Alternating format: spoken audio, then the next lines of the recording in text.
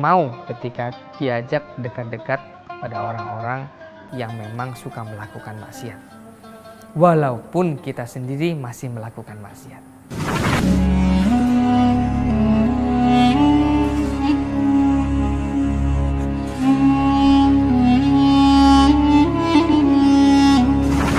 Yang ketiga adalah hilangkanlah sifat keangkuhan dan niat buruk. Ada sebuah cerita yang sangat masyhur tentang Syekh Abdul Qadir Al-Jilani dengan dua kawannya. Satunya namanya Ibnu Saqqa, satu lagi namanya Ibnu Ashirun. Mereka bertiga ingin mendatangi seorang yang soleh, seseorang yang idza aqsama 'alallahi la abarra qasamah. Allah ciptakan ada orang-orang yang bersumpah, yang apabila ia bersumpah atas nama Allah maka Allah akan kabulkan doanya. Syekh Abdul Qadir dengan dua kawannya akan datang mengunjungi seorang yang alim dan soleh tersebut, membawa niat yang berbeda-beda.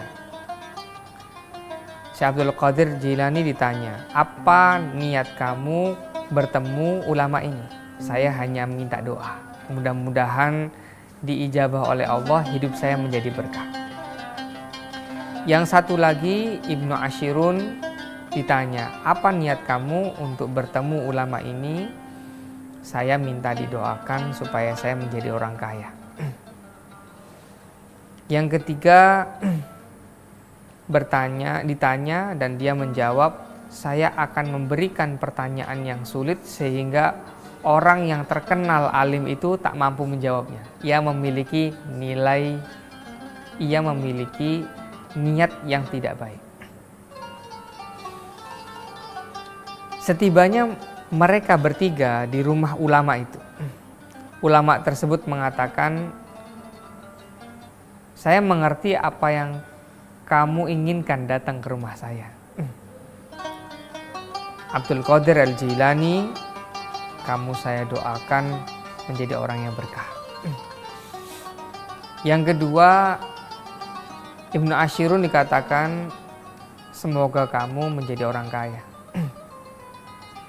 Yang ketiga, beliau tidak menjawab, beliau hanya mengatakan, di antara kedua matamu ada kekufuran. Hadirin yang dirahmati Allah, mereka bertiga pulang dan terjadilah apa yang disampaikan oleh ulama yang soleh dan alim tadi. Syekh Abdul Qadir tumbuh menjadi seorang ulama yang diberkahi, seorang ulama yang mapan secara keilmuan dan mapan kesalehannya.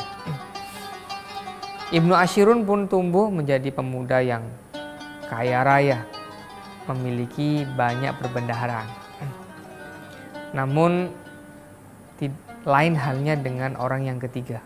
Suatu ketika dia diundang oleh raja yang ada di Eropa menjadi tamu undangan. Lantas ia tertarik kepada perempuan cantik yang ternyata adalah anak dari sang raja. Karena ketertarikannya terhadap si putri raja, Ibnu Saqqa mengatakan, biarkan saya nikahi anak Anda. Sang raja pun bingung. Akhirnya sang raja mengatakan, baik, saya izinkan Anda untuk menikahi putri saya, akan tetapi kamu harus mengatakan bahwa kamu keluar dari Islam. Dengan kealimannya, Ibnu Saqqa mengambil pertimbangan bahwa tak apa, saya keluar dari Islam sebentar saja, kemudian saya syahadat kembali. Namun apa yang terjadi ketika Ibnu Saqqa mengumumkan bahwa dia telah keluar dari Islam, maka seketika sang raja mengumumkan kepada seantero negara bahwa ulama ini telah keluar dari agama Islam. Kemudian Ibnu Saqqa pun diusir dan raja menolak untuk menikahkan dengan putrinya. Pada akhir masa hayatnya, Ibnu Saqo terlihat orang yang seperti, mohon maaf, gelandangan. Kemudian dulunya dia seorang yang hafal Al-Quran, hanya tersisa 1 ayat saja.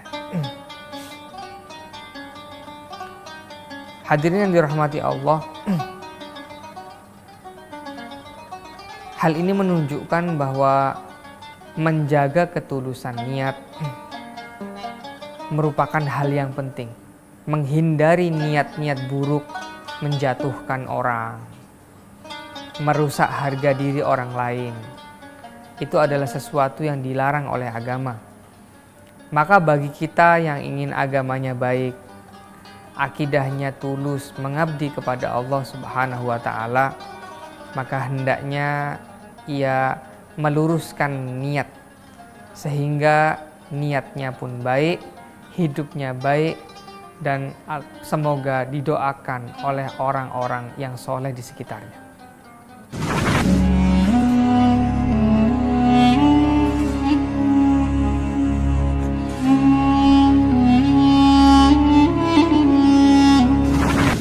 Hadirin, hadirat yang dirahmati Allah, pemirsa dimanapun Anda berada, tentu kajian singkat ini tak mampu untuk mencakup sebuah makna, yaitu memurnikan akidah, tapi mudah-mudahan mampu untuk memotivasi kita belajar lebih, datang kepada ulama, bertanya kepada ulama, sehingga kita mendapatkan ilmu yang jauh lebih baik daripada yang disampaikan. Wallahul muwaffiq ila aqwamit thoriq. Assalamualaikum warahmatullahi wabarakatuh.